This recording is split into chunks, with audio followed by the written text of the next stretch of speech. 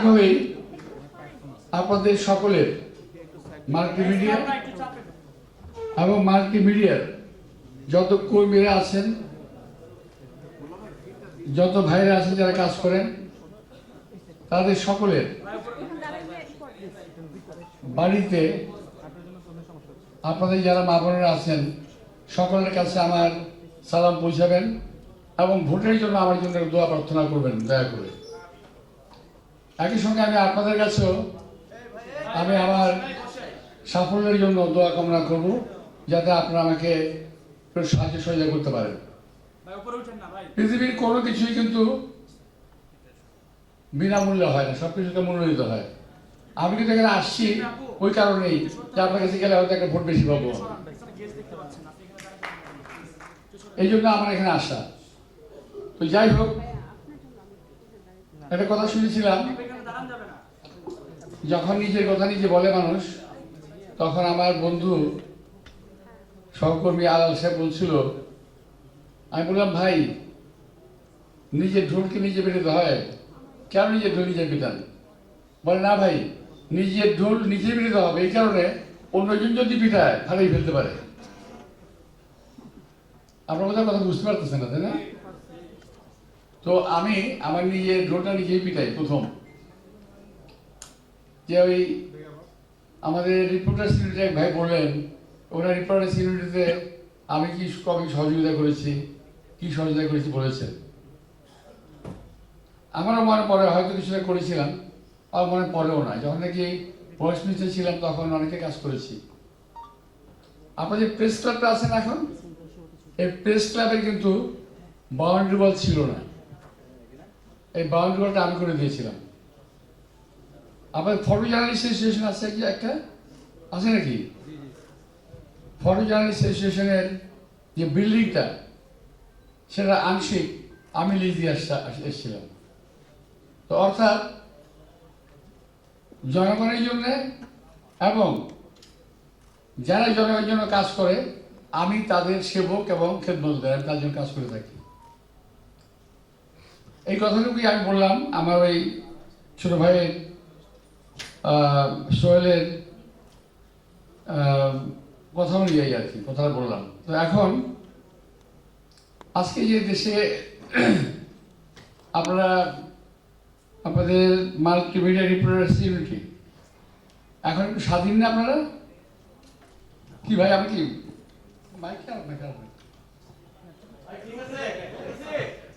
কথা কি বুঝতে পারছো তোমরা? তো তোমরা কি এখন স্বাধীনতা অনুভব করো? এই স্বাধীনতার জন্য, কথা বলার জন্য, কথা বলার অধিকারের জন্য আমরা দেশনেত্রী বেগম খালেদা জিয়া সহ বিএনপির এবং বাংলাদেশ জাতীয়তাবাদী দলের সর্বস্তরের কর্মীরা 17টা বছর রাস্তায় আমরা প্যারেড করেছি, আমরা আন্দোলন করেছি, আমরা মিছিল করেছি, আমরা জেলে গিয়েছি। আজকে অনেকেই কথা স্বীকার করতে চান না। ওনারা মনে করেন যে একদিনেই, এক মাসেই এই স্বাধীনতা অর্জন হয়ে গেছে। অনেকে 71 সালের স্বাধীনতাকে স্বীকার করতে চান না। আমি বলি, যারা 71-এর স্বাধীনতাকে মানতে চান না কিংবা স্বীকার করতে চান না, তারা রাজাকারের দল ছাড়া আর কিছুই নয়। আপনারা আমার কথা বুঝতে পারছেন না আমি জানি না। একমাত্র রাজাকাররা, পাকিস্তানপন্থীরা স্বাধীনতা যুদ্ধকে স্বীকার করে নাই। তারা এখন বলতে চায় ওই স্বাধীনতা না, দ্বিতীয় স্বাধীনতা হয়েছে। আমি প্রথম প্রদেশ করেছি, দ্বিতীয় স্বাধীনতা বলে বাংলাদেশে কিছু নাই।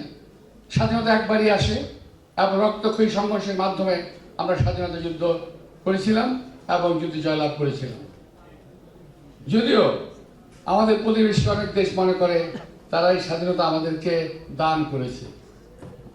আমরা বলতে চাই, আজকে যে প্রজন্ম, তোমরা হয়তো জানো না, এই স্বাধীনতা অর্জন করতে আমাদের বহু রক্ত, বহু মানের ইজ্জতের বিনিময়ে আমাদের স্বাধীনতা অর্জিত হয়েছে।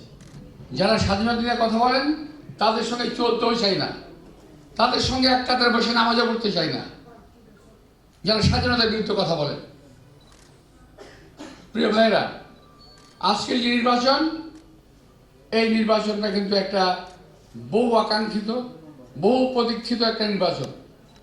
এই নির্বাচনকে বানচাল করার জন্য সেই স্বাধীনতা বিরোধী শক্তি আবার উঠে পড়ে লেগেছে।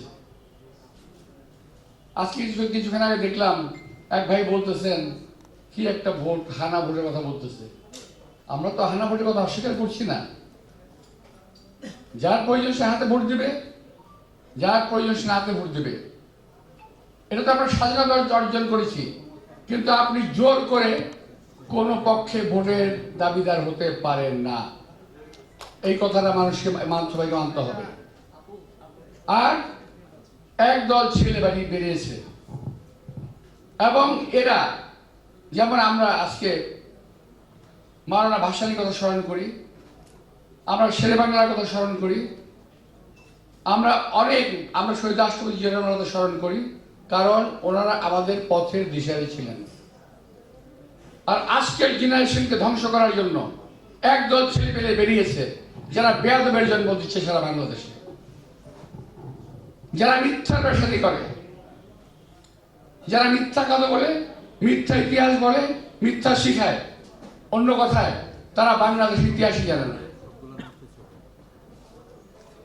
আমি মনে করি আমাদের ভবিষ্যৎ প্রজন্মকে, বিশেষ করে আজকে তোমরা যারা এই যে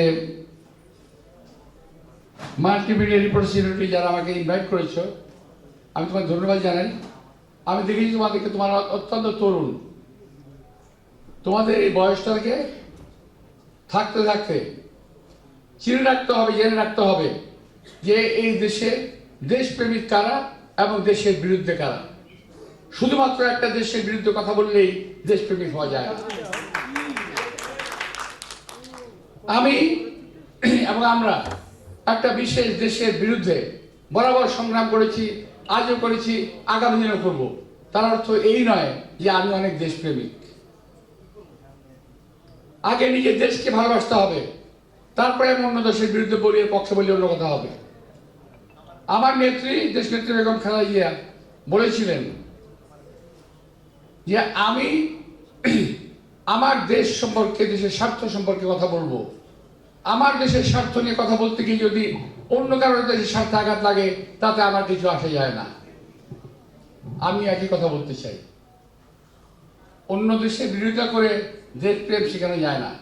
নিজের দেশকে ভালোবেসে আপনি অন্য দেশের বিরোধিতা করেন, কোনো অসুবিধা নেই।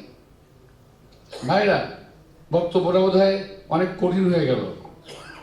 যেভাবেই হোক, আমি সত্যি কথাটা বললাম।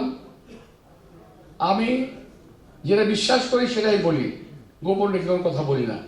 তো যাই হোক, আমি আমার জায়গায় ফেরত আসি। আপনার দয়া করে যদি সম্ভব হয়, এই যে মাল্টিমিডিয়া যারা আমার জন্য কিছু করতে চান, করলে আমি খুব খুশি হব। আন্তরিকভাবে আমি আহ্বান জানাবো যে আপনারা আপনাদের এই মাল্টিমিডিয়া দিয়ে প্রমাণ করবেন, চেষ্টা করবেন আমার জন্য কিছু কাজ করার জন্য, যদি কিছু করা সম্ভব হয়। যদি কিছু করতে চান, যদি কোনো সাহায্য সহযোগিতা লাগে, বাসায় আসবেন, কথা বলবেন, ইনশাল্লাহ আমরা সেগুলো নিয়ে আমরা কীভাবে করতে হবে, আমাদের সাহায্য সহযোগিতা, কিংবা আমার আরও টিম আছে, তারাও কাজ করতেছে, সকলে মিলে আমরা একসাথে কাজ করতে পারবো। আমি নির্বাচনে আপনাদের সহযোগিতা কামনা করছি।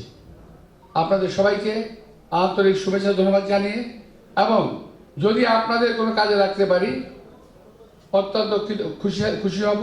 আপনারা আমাকে স্মরণ করবেন।